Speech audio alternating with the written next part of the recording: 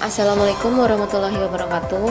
Perkenalkan, nama saya Windia Stuti dengan NPM 043725111020.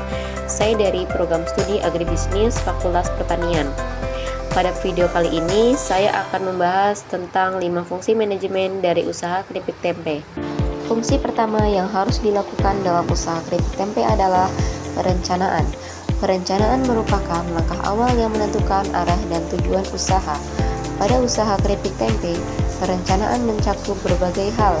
Pertama, menentukan target produksi. Misalnya, ingin menghasilkan 50-100 bungkus keripik per hari. Target ini penting untuk mengukur kapasitas kerja harian. Kedua, menyusun modal awal dan menghitung kebutuhan bahan baku seperti kedelai, ragi tempe, minyak goreng, bumbu, dan kemasan. Selain itu, merencanakan juga alat produksi seperti mesin pengiris, wajan besar, serta selir plastik. Ketiga, merencanakan varian rasa, misalnya original, pedas, balado, keju, dan barbecue untuk menarik minat konsumen. Keempat, menentukan strategi pemasaran seperti promosi melalui media sosial, kerjasama dengan warung dan UMKM, serta menjual melalui marketplace. Setelah rencana disusun, langkah berikutnya adalah pengorganisasian, yaitu membagi dan mengatur pekerjaan agar setiap orang memiliki tugas yang jelas. Pada usaha keripik tempe, pengorganisasian bisa dimulai dari menentukan struktur kerja. Misalnya, ada bagian produksi, bagian pengemasan, dan bagian pemasaran. Bagian produksi bertanggung jawab membuat tempe, mengiris, menggoreng, dan menyiapkan bumbu. Bagian pengemasan bertugas menimbang, memasukkan keripik ke plastik, menseler, dan memberi label. Sementara bagian pemasaran bertugas menjual produk, mencari pelanggan, dan mengelola media sosial. Selain pembagian tugas, perorganisasian juga meliputi pengaturan alur kerja. Contohnya, produksi dilakukan pada pagi hari, pengemasan pada siang hari, dan distribusi barang pada sore hari. Fungsi manajemen yang ketiga adalah pengarahan. Pengarahan berarti memberikan instruksi, panduan, dan motivasi kepada anggota usaha agar mereka bekerja sesuai rencana. Dalam usaha keripik tempe, pemilik usaha perlu memberikan contoh cara mengiris tempe dengan ketebalan yang sama agar hasil keripik lebih renyah dan rapi. Pemilik usaha juga perlu menjelaskan bagaimana proses penggorengan yang benar, misalnya suhu minyak, durasi penggorengan, dan teknik meniriskan minyak.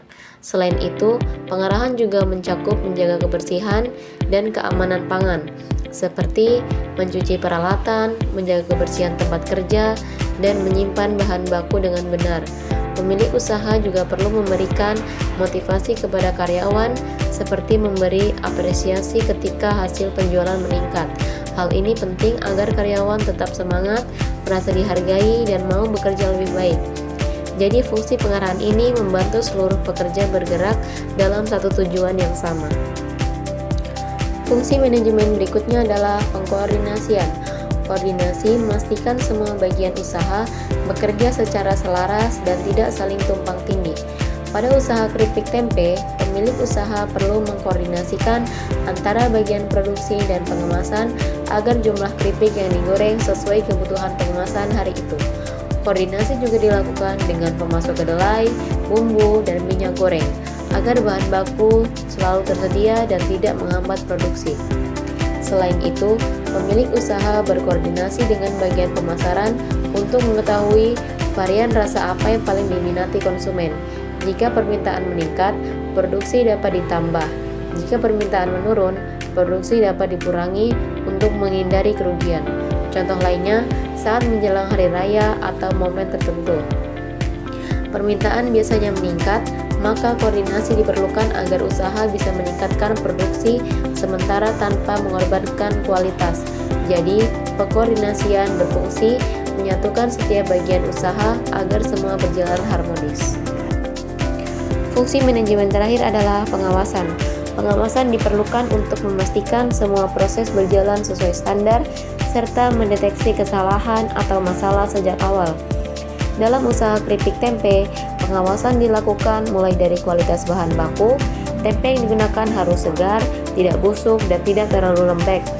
Pengawasan juga dilakukan pada proses penggorengan, seperti memperhatikan suhu minyak agar keripik tidak gosong atau terlalu berminyak. Pada tahap pengemasan, pemilik usaha perlu memeriksa timbangan setiap bungkus, misalnya 80 gram atau 100 gram, agar sesuai standar dan menjaga kepercayaan konsumen. Pengawasan juga mencakup pengecekan kebersihan, baik alat, pekerja, maupun tempat produksi. Selain itu, pemilik usaha dapat mengevaluasi penjualan tiap minggu untuk mengetahui rasa apa yang paling laris, waktu produksi mana yang paling efisien, dan strategi pemasaran mana yang paling efektif. Dengan pengawasan yang rutin, usaha dapat terus meningkatkan kualitas dan menjaga kepercayaan pelanggan.